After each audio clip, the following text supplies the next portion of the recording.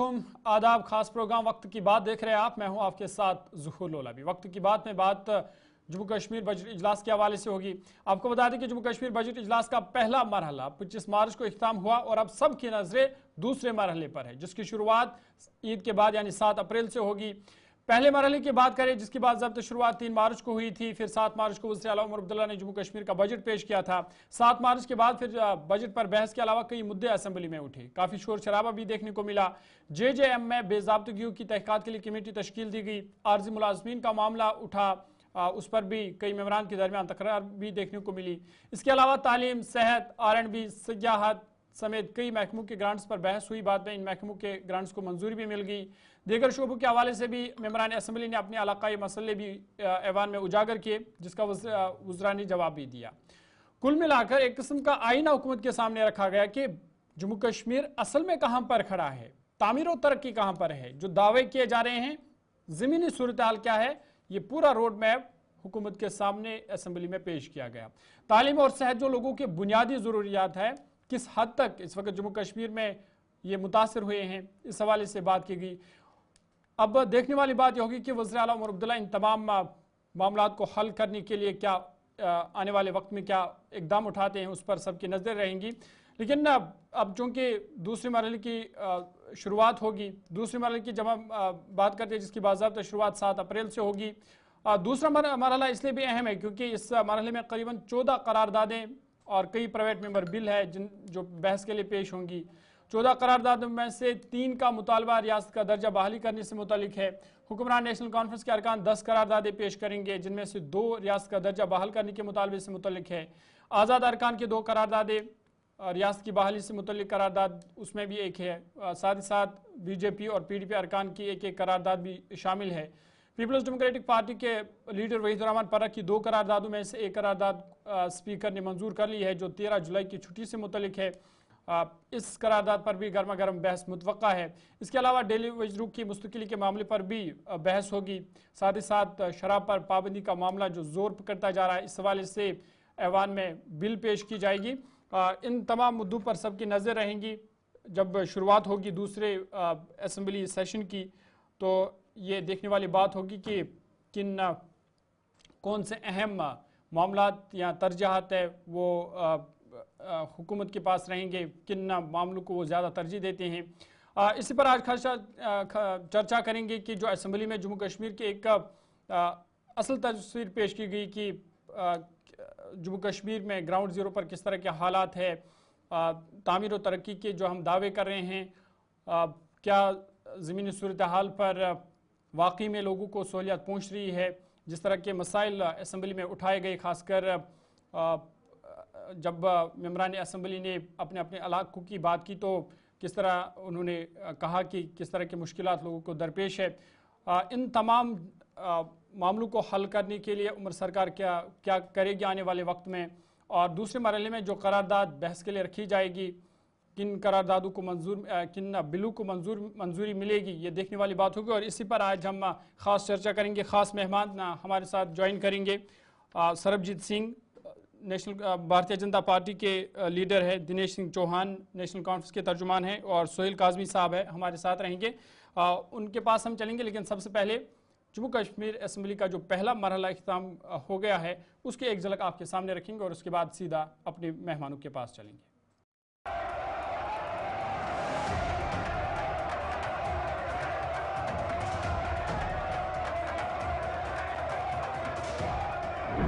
अब इनको दूध से मतलब है या गाय से? हमें दूध से मतलब है। कौन सी गाय से दूध आती है हमें उससे मतलब नहीं है। हमारा मकसद है लोगों को 200 यूनिट बिजली पहुंचा देना। वो हम पहुंचा देंगे। अब किस तरह पहुंचाएंगे? किस तरह पहुंचाएंगे कि सबसे कम बोझ जो है वो खजाने पे पड़े। और हमें ये समझ नहीं आती कि 10 साल ये आंदोलन कहाँ थे। 10 साल तक वो सेक्रेटरी के बाहर क्यों नहीं आया? नहीं सुनिए, ये बोल रहा है, आप बोलेंगे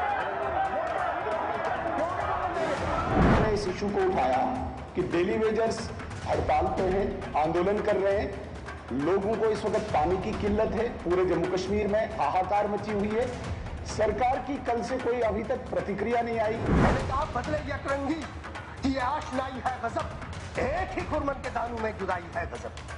जहां तक जम्मू कश्मीर का ताल्लुक है, ये वाहिद वो रियासत थी जहां मुसलमान मेजॉरिटी में थे और उस मेजॉरिटी ने यह फैसला किया कि हम एक बटेरा सिस्टम के साथ नहीं जाएंगे, बल्कि एक ऐसे मुल्क का हिस्सा बनेंगे जहां जमहूरियत पनपेगी, जहां हमें अपनी सकाफत को जिंदा रखने का हक हासिल होगा, जहां हमारा तमद्दुन महफूज रहेगा, जहां हमारा आईन महफूज रहेगा, जहां हमारा झंडा महफूज रहेगा, जहां हमारा मुस्तकबिल महफूज रहेगा। जो माननीय ने बजट पेश किया है, मुझे बड़ा अफसोस होता है कि उस बजट में बिल्कुल कॉन्ट्राडिक्ट कर रहा है वो, क्योंकि जो वादे इलेक्शन मैनिफेस्टो में किए थे, एक भी वादा नहीं निभाया गया।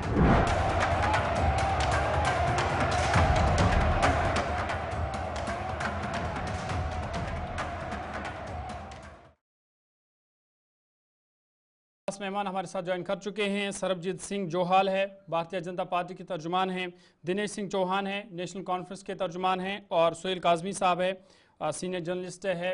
और इन्हीं से हम इस चर्चा की अब बाज़ाब्ता तौर पर हम शुरुआत करेंगे। लेकिन सबसे पहले मैं सरबजीत सिंह जोहाल जी आपके पास आना चाहूँगा।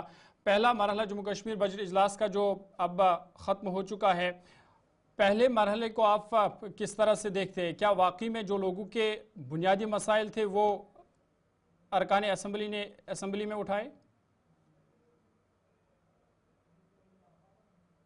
देखिए, एक बात साफ है कि जो वादे जम्मू कश्मीर में नेशनल कॉन्फ्रेंस ने सरकार में आने से पहले किए थे, वो वादे अभी भी लुप्त हैं। लोग चाहते थे कि ये चुनी हुई सरकार जो है वो हमारे मुद्दे उठाए, लेकिन मैं आपको बताना चाहता हूं कि सबसे बड़ा मुद्दा जो डेली वेजर का है, जब भी भारतीय जनता पार्टी की सरकार आई, डायरेक्ट या इनडायरेक्ट, मैं कह सकता हूं 4500 रुपया डेली वेज लिया करते थे, उनका 6300 रुपया हुआ भारतीय जनता पार्टी की जब पीडीपी की सरकार बनी। अभी 9300 रुपया माननीय एलजी साहब ने किया। ये सरकार नेशनल कॉन्फ्रेंस की पहले भी कमेटियां बनाती थी और ये सिर्फ कागज तक रही, अभी भी ये कमेटियां बना रही हैं, लेकिन जब भी डेली वेजेस के कभी पैसे बढ़े हैं, उनकी तनख्वाह बढ़ी है, तो वो भारतीय जनता पार्टी की देन है। यहाँ पर इन्होंने कहा था कि AIY के जो राशन कार्ड हैं, जो केंद्र की सरकार ऑलरेडी दे रही थी और उसमें बहुत कम फैमिलीज आई। इसी तरह आप देख लीजिए कि सिलेंडर मुफ्त दिए जाएंगे, वो भी कोई वादा पूरा नहीं है। और रोजगार जो 1 लाख इन्होंने देने का वादा किया था, अब जो कहते हैं कि 100% जो मीटरिंग है वो होगी। पहले यही लोग इलेक्शन के पहले कहते थे कि हम यहाँ के मीटर उखाड़ फेंकेंगे, तभी में फेंकेंगे, और श्रीनगर के मीटर उखाड़ फेंक के हम झेलम में फेंकेंगे। तो आज करनी और कथनी लोग देख रहे हैं। लोगों को बड़ी उम्मीद थी चुनी हुई सरकार से, लेकिन ऐसा कुछ भी अभी तक नहीं दिखा है सिवाय मायूसी के। और वही सर जो स्कीम्स जो माननीय प्रधानमंत्री केंद्र से आज चल रही हैं, उन्हीं का गुणगान हो रहा है। जो इन्होंने वादे किए थे वो अभी तक लुप्त है। ठीक है, मैं दोबारा आपके पास आना चाहूँगा, लेकिन नेशनल कॉन्फ्रेंस के तर्जुमान दिनेश सिंह चौहान जी हमारे साथ है। दिनेश जी, ये जो पहला मरहला इख्तिताम पजीर हुआ और जिस तरह के जो हमने पूरे सेशन में देखे, जो मसले असम्बली में उठाए गए, खासकर सेहत के हवाले से या तालीम के हवाले से, कि सेहत जो एक बुनियादी मसला है, लेकिन कई एक बड़े इदारों में जो असामियाँ हैं वो खाली पड़ी है। तो अब ये जो तस्वीर सामने आई है जम्मू कश्मीर के हवाले से, कि असल में सूरत हाल कहाँ पर है, जम्मू कश्मीर कहाँ पर है, इन तमाम मसलों को हल करने के लिए हुकूमत के पास क्या रोड मैप है? ये आपने काफी अच्छा क्वेश्चन किया मुझे। सबसे पहले मैं ये कहूंगा कि जम्मू कश्मीर यूटी में इस वक्त जो हालात बने हैं अनप्रेसिडेंटेड है, क्योंकि यहाँ पे ड्यूल जो है एडमिनिस्ट्रेशन चल रही है। गवर्नर साहब जो है अपनी सुपरमेसी दिखाते हैं।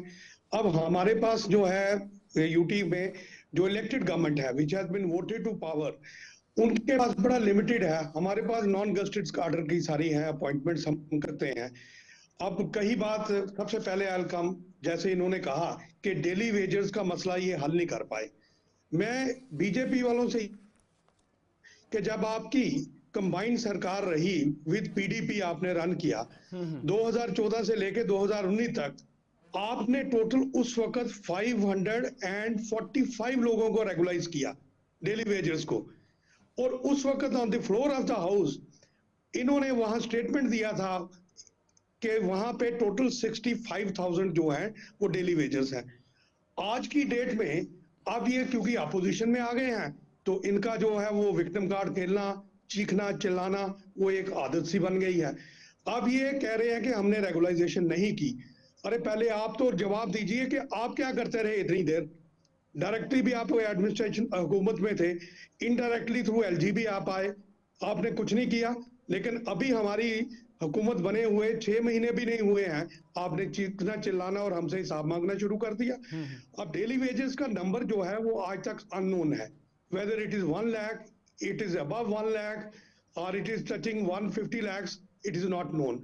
जब ये चीजों का पता नहीं है, रेगुलाइजेशन कैसे होगी? अब आप ग्राउंड रियलिटी देखें कि डेली वेजेस जो हैं वो इतना नंबर है ही नहीं है। ये जितने लोग इन्होंने लगाए हैं अपनी पीडीपी और बीजेपी की कंबाइंड जब सरकार थी, इन्होंने अपने डोमेस्टिक हेल्प भी लगा दिए, अपने घर के नौकर भी लगा दिए, जो वहां पे ऑफिस में कोई काम नहीं कर रहे हैं लेकिन इनके घरों में काम करते हैं। इनको ज्यादा उनको रेगुलाइज करने की फिक्र है, ना कि जो जेन्युइन है, जिसको आज डेली वेजर को जिसकी सैलरी नहीं है या जिसको कम मिलती है, जो कई सालों से काम कर रहा है, ये उनके लिए दे आर नॉट सिंसियर। मैं ये आपको ये बताना चाहता हूं कि और ये इन्होंने एसआरओ 520 लाया था 2017 में। उसके बाद एलजी साहब आए, उसमें रेगुलाइजेशन ऑफ डेली वेजर्स की कुछ कंडीशंस रखी थी, टर्म्स एंड कंडीशन, उसके बेसिस के ऊपर रेगुलाइजेशन करनी थी। जब एलजी साहब की हुकूमत आई तो उन्होंने कैप्टन अबेंस कर दिया उसको। आप इनसे पूछिए कि आपने क्या किया, उसको क्यों कैप्टन अबेंस किया? अगर आपने एक एसआरओ लाया तो there must be some valid reasons, reasonability होनी चाहिए कि आपने उसको क्यों कैप्टन अबेंस किया, और आज तक वो इम्प्लीमेंट नहीं हो पाया। बाकी ये है कि हमने कमेटी कॉन्स्टिट्यूट की है, ऑनरेबल सीएम साहब ने बड़े अच्छे ढंग से एक कमेटी फॉर्मुलेट की है। अब कमेटी के पास एक रोड मैप है हमारे पास रेगुलाइजेशन का, लेकिन उसके लिए हमारे पास डाटा होना चाहिए कि आज की डेट में कौन कितनी किस जगह पे काम कर रहा है। डाटा जब होगा तो on the basis of that discussion होगा on the floor of the house, then policy formulate की जाएगी। और regularisation we are very sincere, हम बड़े ही सीरियस हैं इन लोगों को रेगुलाइज करने के लिए, लेकिन जितनी देर तक हमारे पास कंप्लीट डाटा फिगर्स नहीं आएंगी वी आर अनएबल, क्योंकि committee is doing it's work और मुझे उम्मीद है कि जल्दी जो है जैसे उसकी आएगी विल वर्क ऑन इट। ठीक है दिनेश, मैं आऊँगा दोबारा आपके पास, लेकिन सोहेल काज़मी साहब हमारे साथ हैं। सोहेल काज़मी साहब, चूंकि जो पहला मरहला इख्तिताम पजीर हुआ जम्मू कश्मीर असम्बली का, हमने देखा कि कई मामले उठाए गए, खासकर जब मेंबरान असम्बली ने अपने अपने इलाकों की बात की तो उन्होंने कहा कि बुनियादी सहूलियात का अभी भी कई इलाकों में फुकदान है। जो खामियां या कमियां या मुश्किलात जो लोगों को दरपेश है, क्या जो बजट पेश किया गया, क्या इस बजट से ये तमाम मसाइल हल होंगे? जहूर साहब, पहले तो सबको गुड आफ्टरनून। दूसरा ये है कि दोनों पार्टीज के जो स्पोक्स पर्सन है उन्होंने अपनी अपनी पार्टी का जो है पॉइंट ऑफ व्यू वो रख दिया। 7 साल बाद यहाँ असेंबली बनी, 7 साल के बाद जो असेंबली बनी उसमें बहुत से मेंबर्स नए आए और दोनों पार्टीज बीजेपी और नेशनल कॉन्फ्रेंस अनएक्सपेक्टेडली, बीजेपी सोचती थी कि मुझे फुल मेजोरिटी मिलेगी और हम सरकार में आएंगे, लेकिन लोगों ने 29 सीटें उनको दी और एक जो भी फिजानी उसमें नेशनल कॉन्फ्रेंस इमर्ज हुई एक विक्टोरियस पार्टी की तरह, और उमर अब्दुल्ला साहब उसके चीफ मिनिस्टर बने जो लीड कर रहे हैं आज इस कैबिनेट को। Point number 1। पॉइंट नंबर 2, 5 दिन जो असेंबली का सेशन कश्मीर में लगा वो तो कोई उसमें कंस्ट्रक्टिवनेस दिखी नहीं, एक विच हंटिंग थी जो अनफॉर्चुनेट है, क्योंकि 7 साल बाद जब असेंबली लगी और लोगों का जो वलवला था इलेक्शंस पे हमने जो देखा, 70 साल बाद जो उनकी पार्टिसिपेशन रही, उस हिसाब से असेंबली जो थी वो पीपल सेंट्रिक थी, जो नॉर्मल तौर पे हर स्टेट में हर यूनियन टेरिटरी में होती है, लेकिन अनफॉर्चुनेटली नहीं हुई। अब दूसरी जब यहाँ सेशन लगा जिसकी आप बात कर रहे हैं, वो अगर आपने देखा होगा कि कुछ मुद्दों के आधार पे असेंबली का सेशन चलता है। असेंबली का अपना एक रख रखाव होता है जिसमें जो कस्टोडियन होता है वो स्पीकर होता है और पॉइंट ऑफ व्यू जो है वो क्यूटीज के माध्यम से चलता है। जहां तक तो मुद्दों की बात है, मुद्दे कम दिखे लेकिन अपनी अपनी पार्टी का मौकफ और वो जो प्री सेट एजेंडा था वो दिखा, जो बड़ा अनफॉर्चुनेट है for the people of Jammu and Kashmir. अब क्योंकि सेशन दोबारा लगने जा रहा है,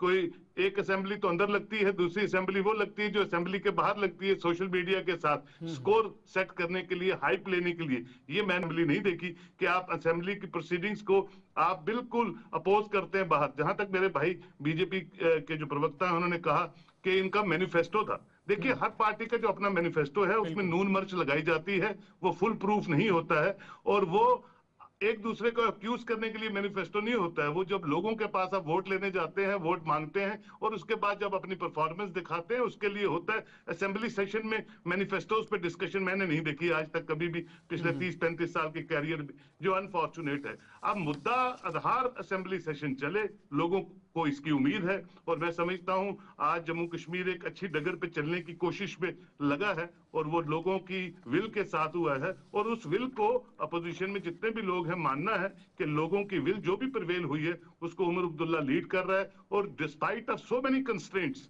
चाहे वो ये 2 पावर हाउसेस बोल रहे हैं, मैं तो 3 पावर हाउसेस बोलूंगा, एलओपी भी एक पावर हाउस है, तो ये 3 पावर हाउसेस में despite of the constraints Jammu Kashmir को रन करना है, जम्मू कश्मीर के लोगों को ईज आउट करना है प्रॉब्लम्स के साथ, डेवलपमेंट, प्रॉस्पेरिटी और ये सब चीजों को चलाना है।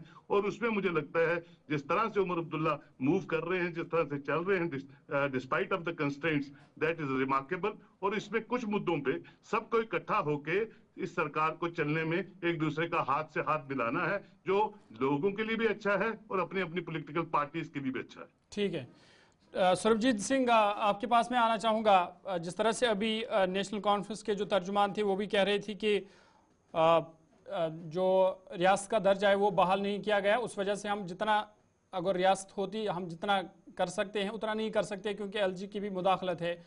तो जो वादा भारतीय जनता पार्टी के लीडरों ने भी किया है, वज़ीर-ए-आज़म नरेंद्र मोदी और वज़ीर दाखिला अमित शाह ने भी ये कहा कि मुनासिब वक्त पर जम्मू कश्मीर को रियासत का दर्जा बहाल किया जाएगा। लेकिन ये मुनासिब वक्त से क्या मुराद है? आखिर कब तक जम्मू कश्मीर को रियासत का दर्जा बहाल किया जाएगा? देखिए, बहुत सारे इंपॉर्टेंट इशू हैं, अभी उस पर तो ये बात करते नहीं है। आ जाके इनको पड़ी है कि इनके 1-2 दर्जन मंत्री बन जाएं, जैसे पहले भी पूरे मिनिस्टरों की फौज होती थी। बहुत सारे काम है, अभी होम एक सेंटर के पास है, बाकी यहाँ की एजुकेशन, यहाँ की हेल्थ, यहाँ के और भी बहुत सारे पीएच। तो क्या ये माना जाए कि भारतीय जनता पार्टी के लिए स्टेटहुड प्रायोरिटी नहीं है? बिल्कुल प्रायोरिटी है। वो हाईकमान जो केंद्र में बैठी हुई सरकार है हमारी, एप्रोप्रिएट टाइम पे माननीय प्रधानमंत्री जी ने कहा है, लेकिन इसी का राग लगा के लोगों की जो उम्मीदें हैं उस पे पानी फेर देना और अभी तक कुछ भी ऐसा ना दिखना। देखिए, इनके पहले जब वोट लेने से पहले जो इन्होंने बातें की हैं, कम से कम उस पे तो आए। जो लोगों को इन्होंने लुभाने तब वादे किए थे, कम से कम उसकी तो बात करें और असेंबली में कुछ तो अनाउंसमेंट करें। आज यहाँ के हमारे माननीय मुख्यमंत्री जी कहते हैं कि जब तक 100% मीटरिंग नहीं होगी तब तक हम बिजली नहीं दे सकते हैं। पहले यही लोग जब वोट लेने के लिए गए थे ये कहते थे हम मीटर उखाड़ फेंकेंगे, आज कहते हैं 100% मीटरिंग होनी चाहिए। पहले ये कहते थे हम राशन फ्री देंगे, आज AA का जो राशन कार्ड है उसको लेके आ गए, जो बहुत कम तादाद है जम्मू कश्मीर में। इनके जो कहने की बातें हैं, और देखिए ग्राउंड में आज तक अगर यहाँ हुआ है तो वो भारतीय जनता पार्टी की देन है। माननीय प्रधानमंत्री और केंद्र की सरकार ने पिछले 10 साल से यहाँ बड़े बड़े हमने इंस्टीट्यूट देखे हैं, एम्स, IIT, IIM, बड़े बड़े इंस्टीट्यूट जहाँ पर आए हैं, जहाँ एक इतना साजगार माहौल बना है। आज देखिए टूरिस्ट कितना कश्मीर में आ रहा है। ये सारे साजगार माहौल बनाने में मैं समझता हूँ भारतीय जनता पार्टी का रोल है, और भारतीय जनता पार्टी माननीय प्रधानमंत्री मोदी जी की देन है। और इतने साजगार माहौल में इलेक्शन हुआ और कितने % वोटिंग हुई आप ही को पता है। नेशनल कॉन्फ्रेंस के 2-2 हजार वोट लेके यहाँ मेंबर पार्लियामेंट बना करते थे माननीय डॉक्टर फारूक अब्दुल्ला जी। आज लोगों में जागृति आई है और एक विश्वास पैदा हुआ है केंद्र की सरकार में। नो डाउट के ऐसे हवा चली कश्मीर में, लेकिन हम लोग वहां पर भी मजबूती के साथ, वहां हमारा कैडर जो है वो काम कर रहा है। मैं इस तरफ नहीं जाना चाहता हूँ। मैं नेशनल कॉन्फ्रेंस के प्रवक्ता को जो बताना चाहता हूँ कि आपने जो वादे किए थे, जब आपने इलेक्शन लड़ी तब भी तो झूठी थी, तब भी तो झूठी थी ना, तब कोई स्टेट थोड़ी थी। ठीक है दिनेश जी, आप ठीक है दिनेश जी, जवाब दीजिए। भारतीय जनता पार्टी आप पर इल्जाम लगा रही है कि जब आपने मैनिफेस्टो लाया था तब आपने ये शर्त नहीं रखी थी कि स्टेट फूड बहाल होगा तभी हम वादे पूरे करेंगे। हम भी आपसे उम्मीद रखते हैं। ठीक है दिनेश जी को बोलिए। अब आपका turn is over now. Bharatiya Janata party के अब आप मुझे भी इसका जवाब देने दीजिए। देखिए, भारतीय जनता पार्टी के लोगों की एक आदत बन गई है, ये मोदी साहब से स्टार्ट करते हैं, मोदी साहब की तारीफ करते हैं और मोदी साहब का राग लाते हैं। अरे इनको मैं बताना चाहता हूं, अभी इन्होंने कहा कि इन्होंने यहाँ पे एम्स दिए, इन्होंने इंजीनियरिंग कॉलेजेस दिए, ITI दिए, ये आपकी, अरे आप बोलने तो दीजिए। दिस इज नॉट तरीका, ये कोई you are shouting at me unnecessarily. पहले आप अपनी बात कर लीजिए। सरबजीत जी,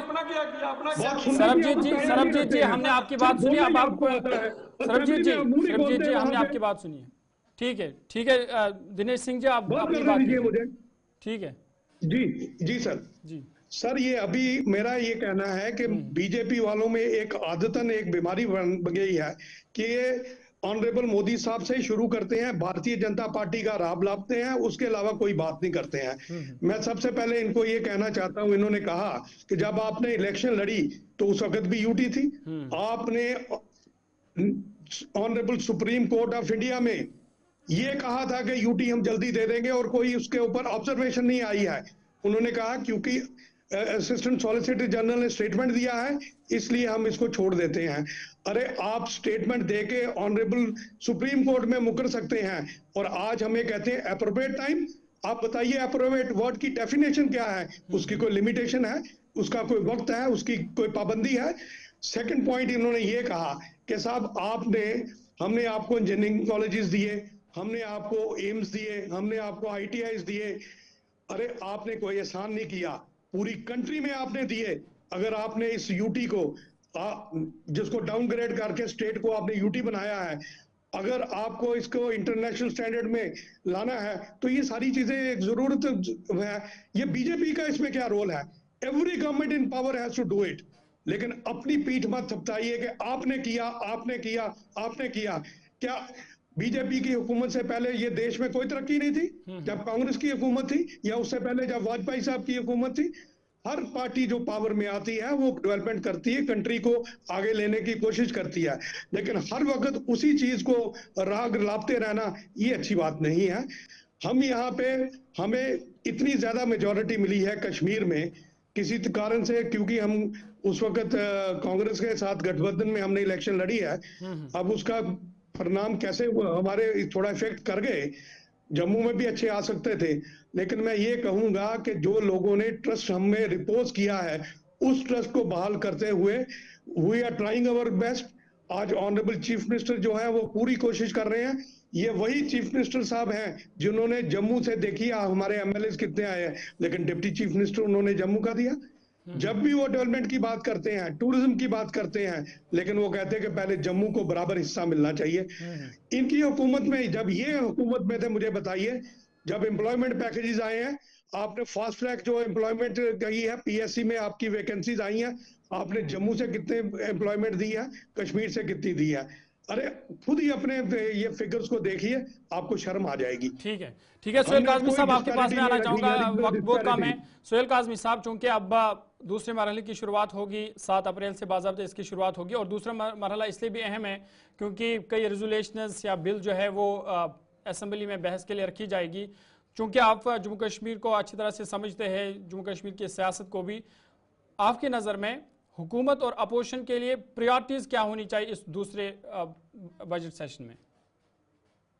जिन क्वेश्चंस की तरफ आपने इशारा किया है वो सारे क्वेश्चन जो हैं पीपल सेंट्रिक हैं, कॉन्स्टिट्यूंसी सेंट्रिक हैं, और मुझे लगता है कि जो पहले वेस्ट हुआ टाइम अब नहीं होगा, मुझे पूरी उम्मीद है, क्योंकि लोग जो अपने अपने MLAs हैं, चाहे वो बीजेपी के हैं, चाहे वो कांग्रेस के हैं या इंडिपेंडेंट है, उनसे भी नाराज हैं, वो उनसे सवाल पूछते हैं और वो अकाउंटेबिलिटी चाहते हैं। मुझे लगता है आने वाला सेशन ज़हूर साहब बहुत अच्छा होगा, पीपल सेंट्रिक होगा, और कहीं ना कहीं मेच्योरिटी लेवल जो है, जो इमेच्योर MLA रिप्रेजेंट कर रहे हैं अपने अपनी असेंबली को, उनमें भी मेच्योरिटी आई है। और कुछ जो फजूल की बहस के TRP लेने के चक्कर में कुछ MLA वहां बाहर शोर शराबा करते हैं, वो भी इंप्रूव करेंगे। और कुछ ना कुछ कंस्ट्रक्टिव जो है आने वाले दिनों में जरूर होगा, और उसका फायदा जम्मू कश्मीर की रियासत को होगा और उन MLA को भी होगा। उनकी इमेज बिल्डिंग में भी अगर सेशन अच्छी तरह चलेगा और सेशन का फ्रूटफुल रिजल्ट आएगा, उनकी इमेज बिल्डिंग भी जो है, जो डैमेज कर चुके हैं कुछ MLA साहिबान पिछले असेंबली सेशन में, वो इंप्रूव होगी और लोगों को इसका फायदा होगा, इसकी मुझे पूरी उम्मीद है। चलिए, बहुत शुक्रिया सुहेल काज़मी साहब अपनी बात रखने के लिए। सरबजीत सिंह जी आपका भी बहुत बहुत शुक्रिया, और दिनेश सिंह जी आपका भी बहुत बहुत शुक्रिया अपनी बात रखने के लिए। बात हो रही थी जम्मू कश्मीर बजट सेशन के हवाले से। पहला मरहला चूँकि इख्तिताम पजीर हुआ है, अब दूसरे मरहले की तैयारी है और 7 अप्रैल से इसकी बाज़ाब्ता शुरुआत होगी। और दूसरा मरहला इसलिए भी अहम है क्योंकि कई रेजोल्यूशंस या बिल जो है वो असम्बली में पेश किए जाएंगे, खासकर शराबबंदी के हवाले से बिल लाए जाएंगे। जम्मू कश्मीर रियासती दर्ज की बहाली से नेशनल कॉन्फ्रेंस 3 करारदादे जो है वो असम्बली में बहस के लिए रखेंगे। उस पर भी सबकी नज़र रहेंगी कि फिर किस बिल को मंजूर किया जाएगा, और अपोजिशन और हुकूमत दोनों का रद्द-ए-अमल इस दूसरे जो लाए जाएंगे बिल और रेजोल्यूशन, उन पर उनका रद्द-ए-अमल क्या रहेगा, ये फ़िलहाल देखने वाली बात होगी। और उम्मीद यही करेंगे कि दूसरा जो मरहला है वो पहले मरहले से अच्छे हो, लोगों के जो बुनियादी मसले हैं उसको उजागर किया जाए ताकि जो लोगों के मसाइल है वो दूर हो सके। फ़िलहाल ख़ास प्रोग्राम में आज इतना ही, इजाज़त दीजिए, अल्लाह हाफ़िज़।